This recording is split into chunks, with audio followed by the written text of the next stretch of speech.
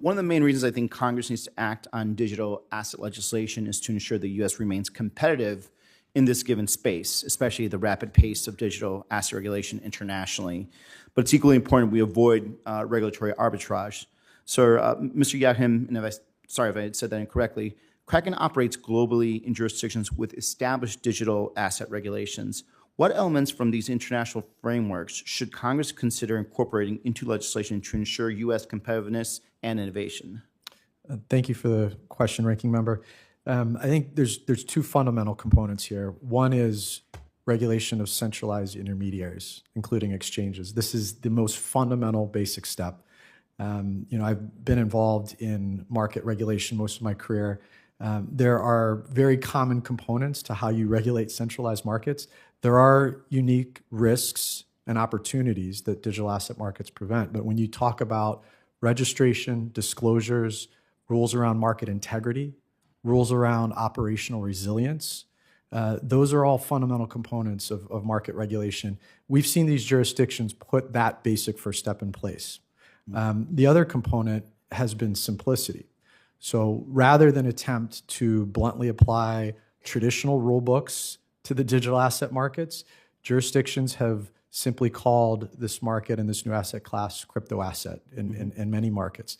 And I think that's fundamental to this discussion today. When we talk about the path forward here in the United States, the jurisdictional lines, the tests, the oversight needs to be simple in order to be durable and to be on par with what the rest of the world has moved forward with.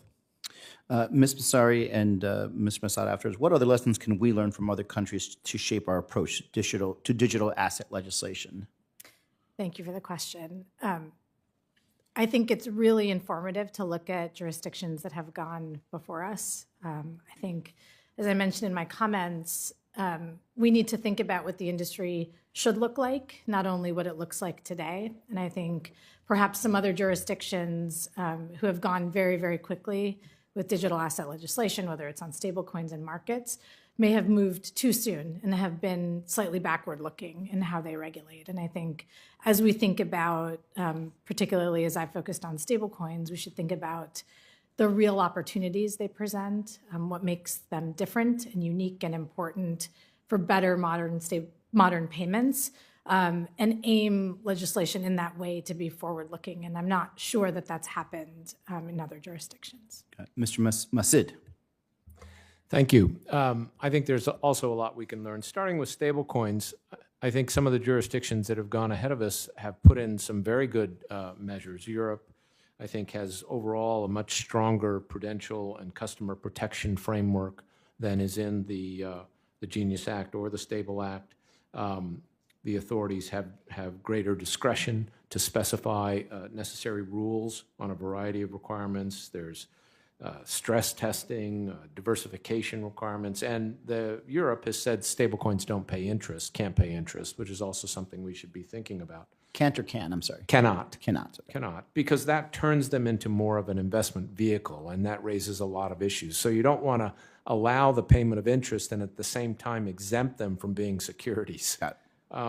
In the market structure area, one thing I would point out that's often not noted is under the MiCA framework, yes, they created this framework for crypto assets, but they made it very clear that crypto asset does not include a financial instrument. And their financial instrument definition is very similar to our securities definition. So they're facing, these difficult jurisdictional questions as we are too. They're just inherently hard. So I think, maybe we can learn from where they are on that.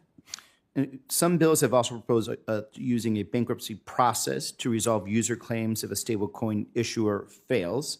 But bankruptcy can take years. And Ms. Massari, you actually talked a little bit about this in your opening statements. What other mechanisms should we consider so that if a stablecoin issuer fails, users can still get their money back quickly while other creditors go through the bankruptcy process? So essentially, for that person that is holding a lot of this, they don't have the bandwidth nor the reserves to basically wait until the bankruptcy process finishes. This is a really, really important question. Thank you for asking it. And I think Mr. Massett also touched on it in his remarks. This point is not only important out of a matter of fairness for stablecoin holders when or if something goes wrong with their stablecoin issuer, but instead it's fundamental sort of ex ante to make the money good money, right? Because And can build confidence in general, too. Build confidence that, if something bad happens, they will be able to get their money out, just like we do for bank resolutions by the FDIC. The priority, right, is to make sure that depositors can have access to their deposits as quickly as possible. The concept is the same and really important. I think priority over reserve assets for stablecoin issuers is part of it, and it's an important part of it. But exactly as you've said, the result of that could still be an extended process in bankruptcy. I think a stablecoin bill should provide for clear rules under which stablecoin holders own assets from the reserve at the time of a bankruptcy or resolution of the issuer, so that it's not part of the bankruptcy estate and then can be paid out very quickly. I think a mechanism like that will serve better both to promote confidence in the value of the money up front, as well as be fair to issuers on the way out. Thank you, Madam. Thank you, Madam Chair. Thank you. The chair recognizes Mr. Haggerty for 5 minutes.